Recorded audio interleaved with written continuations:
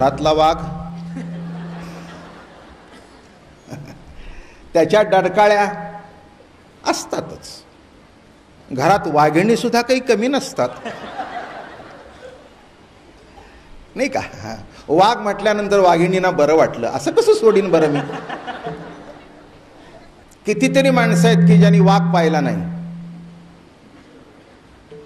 संसारातल्या गोष्टी दिसत नाहीत तर देव कसा दिसावा? पुष्कळशा गोष्टी पुष्कळशा माणसांना बघाव्याशा वाटतात, कळाव्याशा वाटतात, दिसाव्याशा वाटतात. अहो, डरकाळी म्हटल्यानंतर हिने मारल्यानंतर तोही मारतो.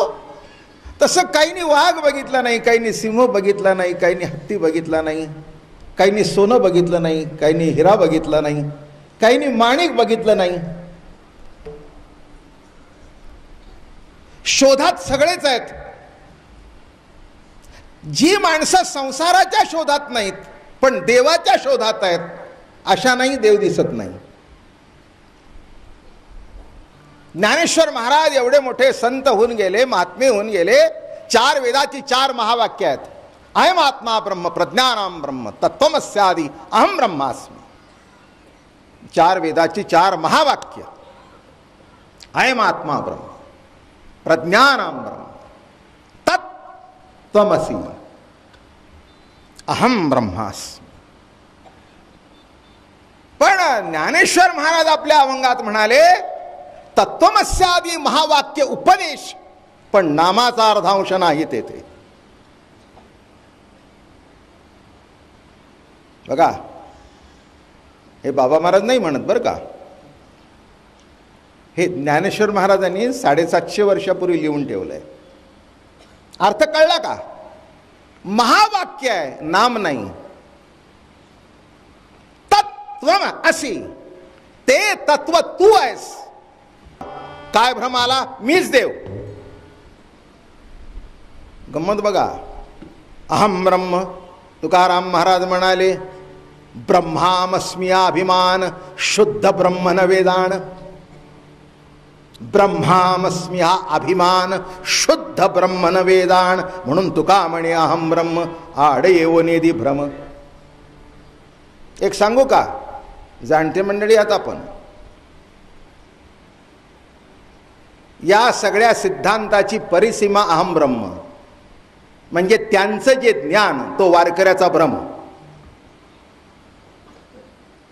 मग ते बोलणं समजलं नीट?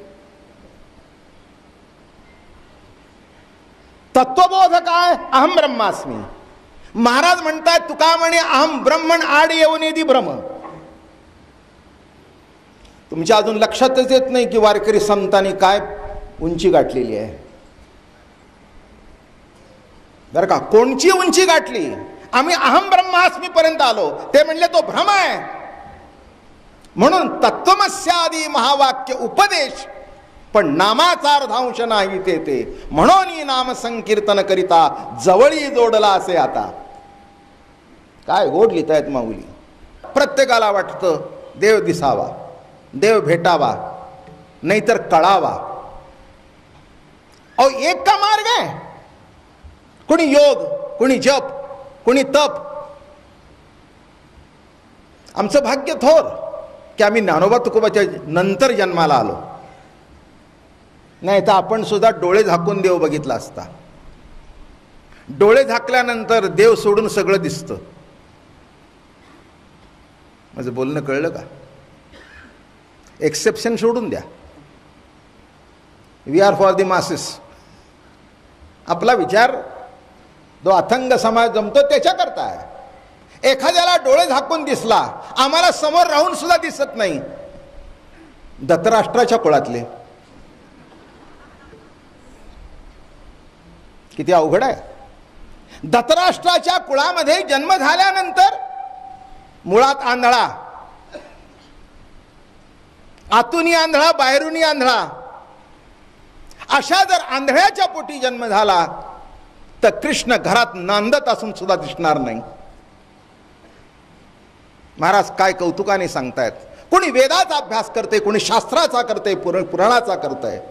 पहिलंच अभंगाचं चरण आहे, निगमाचे वन नका शोधू करू क्षीण या रे अगम निगम वेद.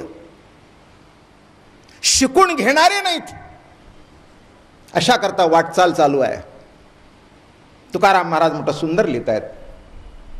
आपलं कृष्णचरित्र मोठा आनंदात चालू आहे, मोठं कौतुकाने चालू आहे. जवळजवळ 3 आठवडे झाले. 3 आठवडे रोज वृंदावनामध्ये गोकुळामध्ये आपला मुक्काम आहे. भाग्यवंत आहोत आपण निश्चितच. का म्हणून येऊ नये? नाही का?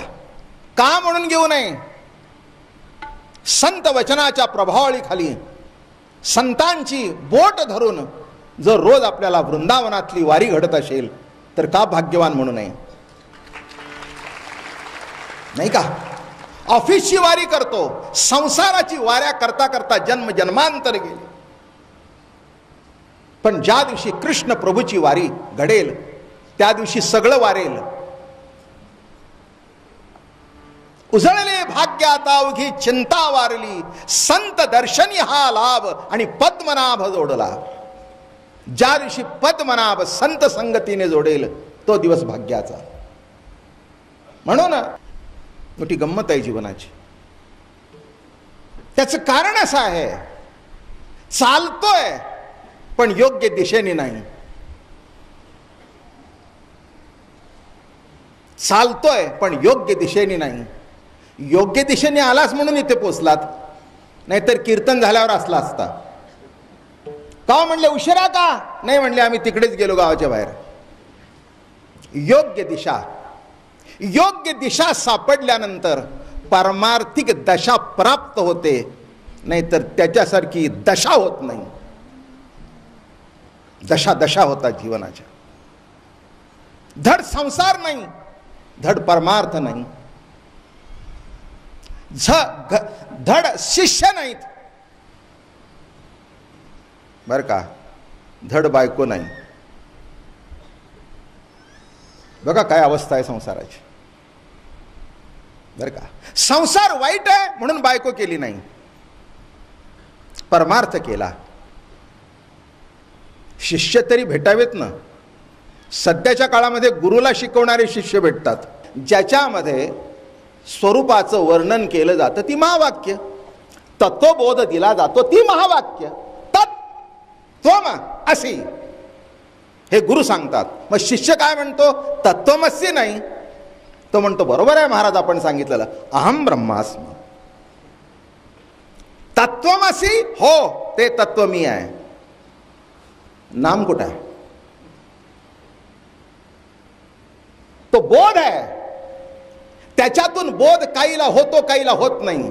तत्वमस्यादी महावाक्य उपदेश काय आहे? उपदेश आहे, नाम नाही. उपदेश काही लोक घेतात, काही लोक घेत नाहीत, बरेचसेच घेत नाहीत. एखादा घेतला तर घेतला.